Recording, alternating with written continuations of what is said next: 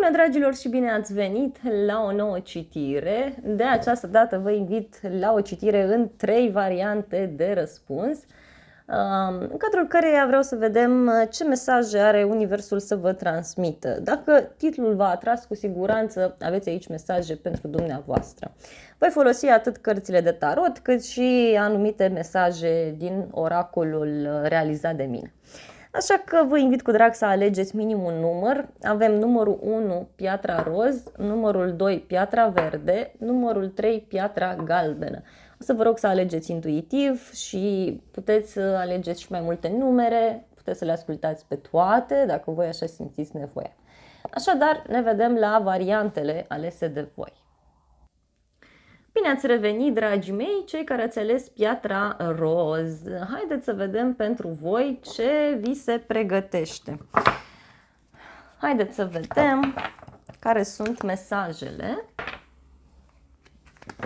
Să vedem, dragii mei, ce mesaje au cărțile de tarot pentru voi.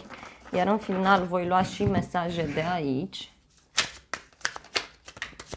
Wow, deja a început citirea, dragii mei, dragii mei. Și s-a mai întors o carte. Bun, în primul rând, pentru cei care ați ales numărul 1, aici văd o problemă financiară sau o problemă care ține de zona locului de muncă. Ceva se petrece aici, ia uitați, și este foarte, foarte intens. Foarte intens. Poate ar fi bine, în unele cazuri, să încercați să fiți atenți la o persoană care încearcă să profite de voi din punct de vedere emoțional. Cineva care profită de faptul că voi sunteți iertători, că voi sunteți buni la inimă. Poate unii vreți să vă împăcați sau vreți să vă împăcați cu cineva. Sau în alte cazuri e ca și cum vreți să rezolvați o problemă care ține de spiritul vostru. O problemă care ține de un psiholog sau în alte cazuri, parcă vreți să vă vindecați voi o anumită traumă de abandon pe care o aveți aici. Totuși, văd că unii ați așteptat niște bani sau ați investit în ceva și momentan nu prea vedeți voi rezultatele, sau cel puțin așa vi se pare. Văd o persoană care are un atașament față de voi din punct de vedere emoțional.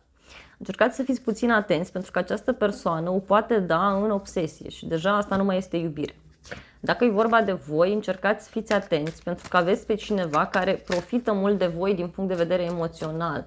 Adică sunt anumite lucruri care nu convin aici, da? Wow! Văd un drum scurt pe care îl faceți sau o veste bună, o șansă care apare dintr-un drum scurt, dintr-o zonă aparte. O șansă care apare pe zona locului de muncă sau o noutate pe zona personală, o persoană sinceră, o persoană onestă, da? Mai sunt 2 cărți care au sărit și le voi lua în considerare. Wow! Luna și cu Marele Preot, dragii mei, pentru voi se întâmplă ceva aparte într-o zi de sărbătoare sau într-o zi specială vouă, ca să spun așa. O femeie, iarăși văd aici, că ar putea avea un rol important pentru voi. Iar la bază aveți roata destinului, dragii mei. Roata destinului. Dragilor, lucrurile încep să se miște aici pentru voi, într-o direcție cu totul și cu totul neașteptată. Pur și simplu, e posibil unii să visați ceva sau să vă iasă în cale tot felul de semne pe care e bine să le urmați, pentru că ele au un rol important în această schimbare mare care apare și care, să știți că nu mai durează mult, chiar nu mai durează mult. Până acum, zodiile implicate sunt așa: Capricorn, Taur, Rac, Scorpion, Pești, Fecioară și zodii de foc, Leu, Săgetător, Berbec.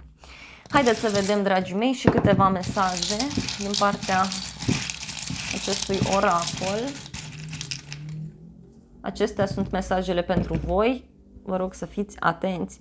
Primul mesaj este Eros sau senzual, senzuală, și avem chakra 2, chakra 2 care este chakra vitalității, dragilor. Deci Poate e bine să vă ascultați mult și partea aceasta voastră de Eros.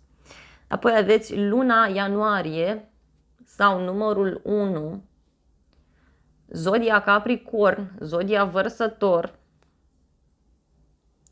Mesajul este bani puțini și supărare. Exact ce spuneam mai devreme în citirea de tarot. Deci, dragilor, voi aici aveți niște probleme financiare, dar care se pot rezolva. Poate a fost o perioadă sau poate este o perioadă mai puțin plăcută în general vorbind.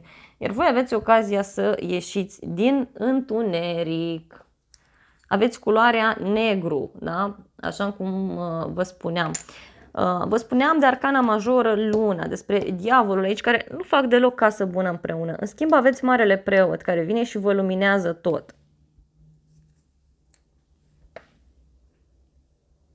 Voi trebuie să ieșiți dintr-o dependență, din niște blocaje. Vedeți că aveți niște persoane prin preajmă care pur și simplu parcă profită de faptul că voi faceți lucrurile, profită de faptul că voi sunteți cei care lucrați, parcă încearcă să vă ducă așa cu zăhărelul, să vă facă să vă convingă de un anumit lucru. Mai avem zodia balanță, foarte importantă pentru voi, sau poate chiar un contract pe care îl aveți de semnat. Pentru că balanța guvernează relația cu ceilalți, contracte, asocieri, parteneriate, căsătorie, echilibru, negocieri. Deci rezolvați ceva. Și mesajul este proces și judecată.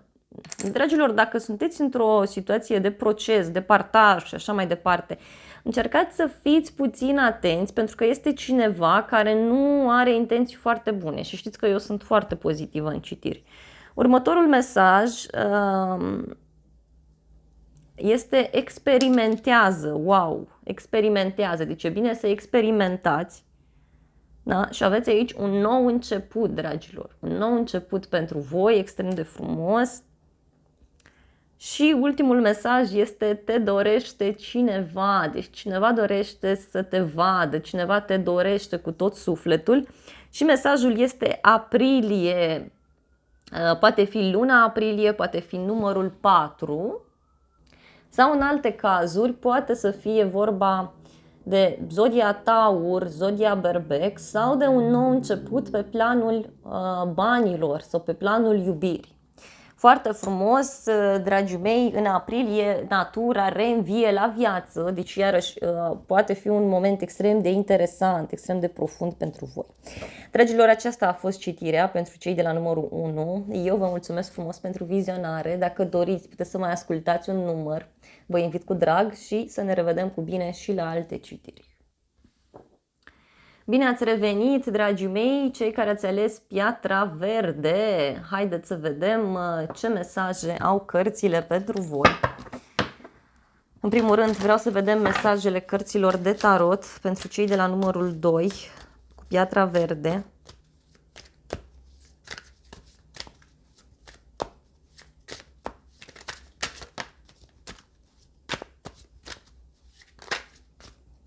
Wow! S-au întors deja cărțile, înseamnă că am început citirea. Voi aici sunteți într-o așteptare mai mare, așteptați ceva, poate aveți de făcut un drum lung alții, aveți de experimentat ceva în alte cazuri. Așteptați ceva de mult timp. Și aici văd o transformare foarte mare care apare, dragii mei. Ceva se încheie, ceva se termină. O anumită așteptare se încheie. Unii poate primiți o veste de la depărtare, adică din alt oraș, din străinătate, adică din altă țară sau o veste de la, nu știu, de pe internet, da? Primiți o veste care are legătură cu un final profund transformator. Următorul mesaj este spânzuratul, următoarea carte, care vine cu un sacrificiu și vine cu o perioadă în care voi e nevoie să vedeți lucrurile altfel, să vă bucurați de ceea ce aveți, să încercați să aveți o altă imagine asupra realității, să încercați să profitați de această perioadă de pauză în care sunteți. E un final în care cineva se sacrifică sau cineva își sacrifică, da, ceva anume. Apoi avem regele de bâte care vine cu multă pasiune, cu multă bucurie de a trăi.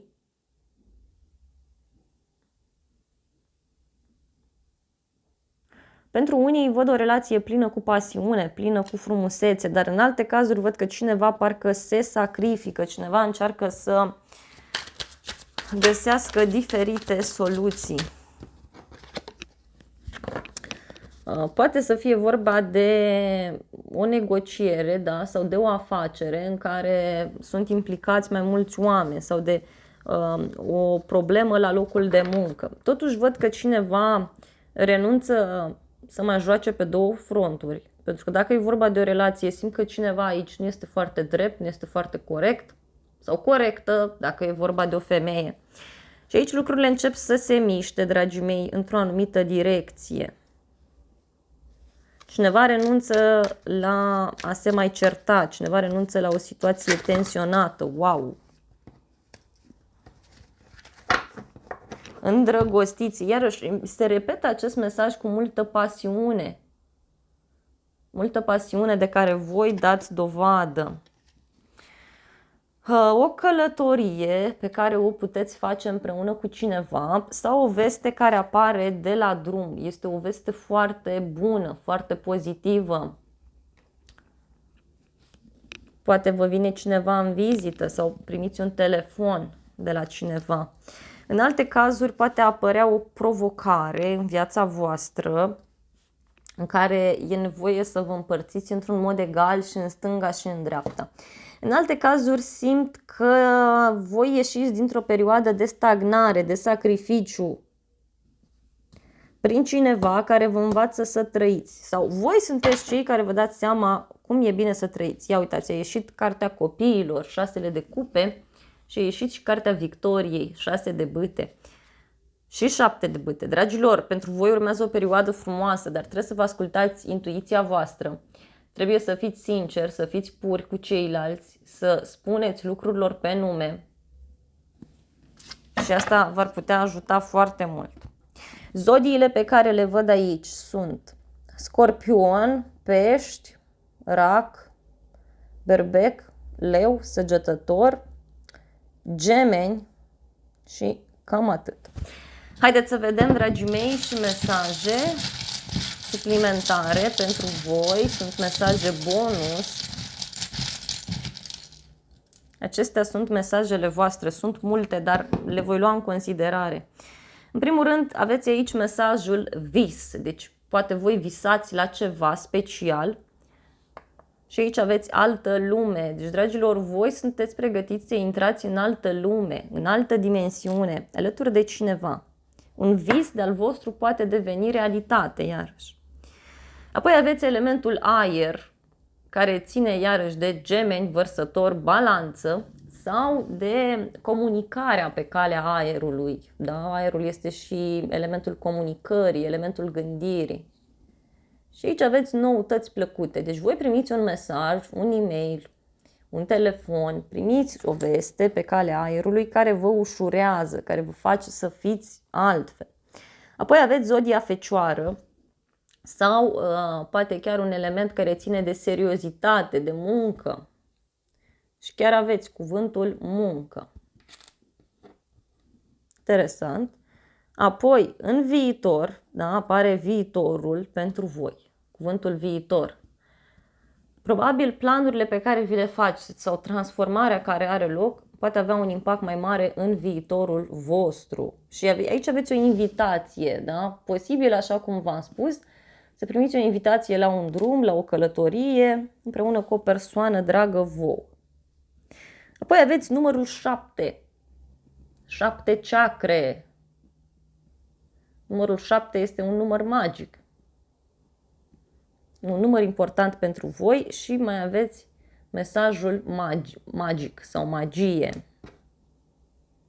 Ceva se întâmplă prin magie. Apoi aveți elementul pământ, stabilitate, multă seriozitate din partea unei persoane sau ceva ce o să se miște într-un mod încet, sigur. Iar mesajul este o persoană plăcută și o persoană pe care vă puteți baza, o persoană sinceră care vă poate ajuta. Apoi aveți cuvântul victorie, mesajul victorie, deci aveți parte de o victorie în cele mai multe cazuri și aveți inițiala V. Și, dragilor, o victorie alături de o persoană plăcută. Apoi aveți luna aprilie, care vine cu zodiile berbec, taur. Este și o lună a florilor, deci o lună în care se sărbătorește, o lună de sărbătoare, în care natura îmbracă o rochie de sărbătoare. Și mesajul este: te dorește cineva. Frumos! Apoi veți primi o scrisoare, un mesaj, un e-mail și mai aveți culoarea roz, care este foarte importantă. Viața în roz. Un mesaj foarte pozitiv pe care îl primiți. Și ultimul mesaj pentru voi este anotimpul iarnă, da? Atunci când totul este înghețat, natura nu mai are viață și poate fi un moment de purificare pentru voi, așa cum v-am mai spus și la început. Iar mesajul este puritate. Deci, dragilor, voi reușiți să alungați răul din viața voastră, reușiți să mergeți într-o notă foarte pozitivă, dar parcă nici voi nu o să realizați când se vor produce schimbări. Acestea au fost mesajele pentru cei de la numărul 2. Eu vă mulțumesc frumos pentru vizionare, vă iubesc, vă îmbrățișez cu drag pe toți și vă invit cu drag la încă un număr dacă vreți să mai vizionați sau la alte citiri. Bine ați revenit, dragii mei, cei care ați ales piatra galbenă. Haideți să vedem pentru voi ce urmează. În primul rând voi cere mesaje din partea cărților de tarot pentru voi. Să vedem ce vi se pregătește.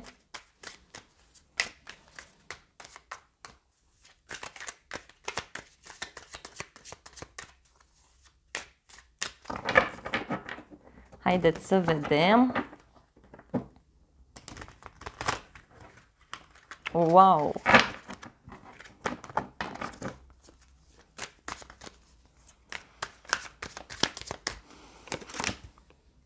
Wow! Pentru voi se pare că sunteți puțin stresați în privința unei relații de trio sau în privința unei concurențe, în privința unei discuții în contradictoriu. Cineva se ceartă sau sunteți prinși între mai multe activități și sunteți puțin stresați, nu prea știți ce să faceți. Ia să vedem noi. Vei mai cere cărți din partea tarotului pentru voi. Mi-ar plăcea să cadă singure, așa simt de această dată. Wow! Bun. În unele cazuri, poate vă doriți foarte mult o persoană alături. Vă doriți să vină cineva, să vă salveze, să vă facă o invitație. Vă doriți ca cineva să vă accepte o anumită propunere în dragoste. Sau poate așteptați pe cineva care este la un drum de voi, da? Din punct de vedere personal. Văd aici cartea anunții, cartea căsătoriei, cartea victoriei pentru unii. Deci aveți parte de o victorie, dragilor. Și văd ceva ce se întâmplă, ceva ce faceți voi încet și sigur. Extrem de frumos. Ia să vedem. Wow! Au sărit deja mai multe cărți, le voi lua în considerare pe toate că sunt multe, asta este. În primul rând a sărit arcana majoră Diavolul, chiar exact pe acest 5 de bâte. Dragilor, aici e vorba de o luptă de orgolii sau de o luptă în care cineva ține foarte mult de o situație din care se poate elibera, dar el sau ea parcă nu vrea acest lucru. Sunt niște minciuni aici, niște lucruri care sunt mai ascunse, mai puțin plăcute, mai puțin serioase. Și văd pe cineva care vrea să facă un sacrificiu, ori renunță la un drum, ori lasă ceva în spate și face o schimbare extrem de mare în viața sa. Vine către voi cineva. Alții poate chiar, nu știu, renunțați la o relație sau renunțați la o problemă cu cineva. Și mai văd aici o împlinire foarte mare care vine. Și vine cu o eliberare sau ca o eliberare din viața voastră. Cred că reușiți să vă eliberați dintr-o situație toxică a alții. Ia să vedem. Poate avea legătură cu zona locului de muncă. Aici văd că această ceartă sau această neînțelegere pur și simplu ține de bani sau ține de locul de muncă unde poate aveți un șef sau o șefă care nu se gândește la angajați sau nu se gândește la cei care sunt sub el sau sub ea ca și funcție, în unele cazuri.